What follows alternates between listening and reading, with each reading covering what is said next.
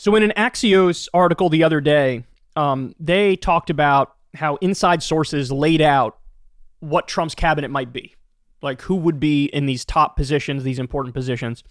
And it's a who's who of loyalist cretins. It's a who's who of people who want to implement Project 2025, want to do the unitary executive theory, want to go full authoritarian, want to destroy the administrative and regulatory state. It's really bad. Like basically any and all checks that were there on Trump, even from the standard establishment Republicans, gonzo in a second term. And one of the things that was floated, apparently Melania is really pushing for Tucker Carlson to be VP. Okay, so I didn't think that was likely. Now I think we kind of have verification that that's not going to happen. But I told you time and time again, I think it's going to be Kristi Noem, the governor of South Dakota. Because she's quiet, she has no charisma, she's good looking, and she's ruthlessly loyal to Trump. That's like ideal for him, right? And she's insane, super far right. So Tucker Carlson comes out the other day and he says, and he tweets, "First look, more at tuckercarlson.com." And he's quote tweeting a new Twitter handle here called Tucker Carlson Network, or TCN Network. So apparently he's launching his own news network. News. I use that term loosely. So let's watch the teaser clip here. They told you the guys torching Wendy's in 2020 were mostly peaceful. They said that masks worked. They told you the vax was safe. They tried to convince you that Russia blew up its own pipeline. The corporate media lied too much, and it killed them. We're driving to see Julian Assange. Believe me when I tell you. Wait. I should be boycotting Bud Light. Fantastic job. Thank you. That was amazing. So look, we don't have that much information yet. I don't know. Is this going to be a TV network? Is it going to be an online streaming network? Is it going to be a standalone site? Is it going to be on YouTube? Is it all going to be on X/Twitter? I don't know about the details yet, but clearly this is him launching his own network, which tells me what? It's probably not just going to be his show. It's going to be other shows too. And this is his move post Fox News, is to try to get into this new media landscape. He's been posting all of his shows. He made some exclusive deal with Twitter/X. I don't know if that's going to apply to this Tucker Carlson network either or as well, but there you go. This is the direction he's going in.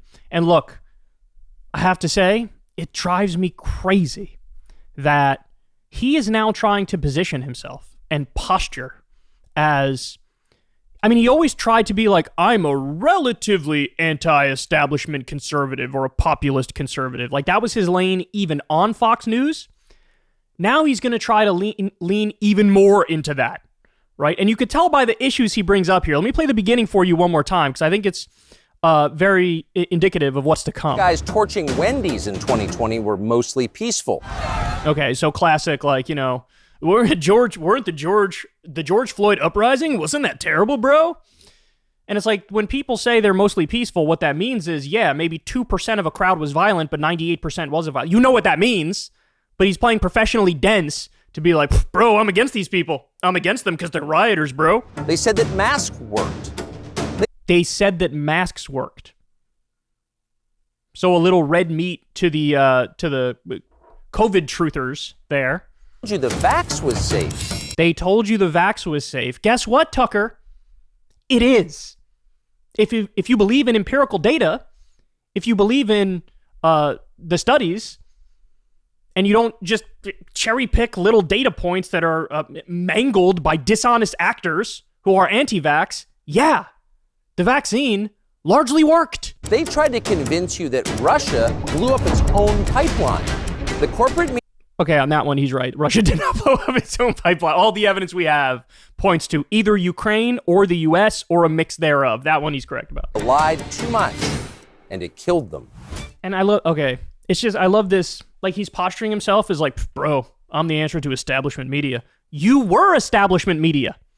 You were. Do you remember? I don't understand. Even people who are conservative, even if they're populist conservative, anti-establishment conservative, I don't know how you can take this guy seriously when we saw his internal communications. His internal communications were leaked in the defamation lawsuit with Dominion. And what do we find out? He's a totally different person in front of the camera versus behind the camera. Behind the camera, he says things like, I hate Trump with a burning passion. Literally nothing positive came out of the Trump era. I can't wait until he's gone and we never have to talk about him anymore. Like, these are things he said. These are things he believes. And now he basically endorsed Trump the other day and acted like, bro, it's great. I got no problems, bro. I don't know what you're talking about. And so, look, it's all posturing. That's what I can't stand about this. It's all posturing. I'm very hesitant to ever use this term. I only use it when I'm pretty sure it applies. I think he's grifting. He sees the wave of, like, you know, the populist right, the Trump types, and he's like, I want to be a leader in that space. That's what it is. Now, by the way, at the same time, you know, a lot of his positions don't align with this. He pretends like, oh, I'm so anti-war, and he talks about Ukraine from that perspective, how the U.S. shouldn't be helping Ukraine. But then on the issue of, like, China, he sounds like a standard neocon, right? We covered that the other day. The way that they talk about China, oh, there's infiltration happening, and oh, it's going to be tiresome. It's going to be tiresome. So anyway, my question for you guys is this. Who do you think is going to be with the network? Right? Who do you think is going to be with the network? Is he gonna pick from other online personalities? Is he gonna try to get somebody like a Steven Crowder? Right? Is he gonna do sort of crossover things with, like, the Daily Wire and the Ben Shapiro types? Is it going to be more obscure online right-wing personalities? Is it going to be people you've never heard of? Is it going to be former mainstream media types who are now willing to lean into this we're anti-establishment right-wing lane? I'm curious how you guys think this will play out. I'm very curious. But clearly he's trying to build something big here. And it'll be interesting to see how well it does, because my theory on Tucker has been, ever since he left Fox News, his cultural impact is significantly diminished. Because that 8 p.m. time slot on Fox News is incredibly powerful. Incredibly powerful. And I think once you leave there, you're going to be more in a silo. There's nothing you could do about it. And he made this deal with Twitter and X. I think, first of all, I think the numbers are fake. I don't think that how it says how many views there are, I don't think that's actually how many views there are. They just count anybody who even scrolls by the video as like a view. So I don't think the numbers are real. But also, I don't know. Is he going to keep doing this on Twitter?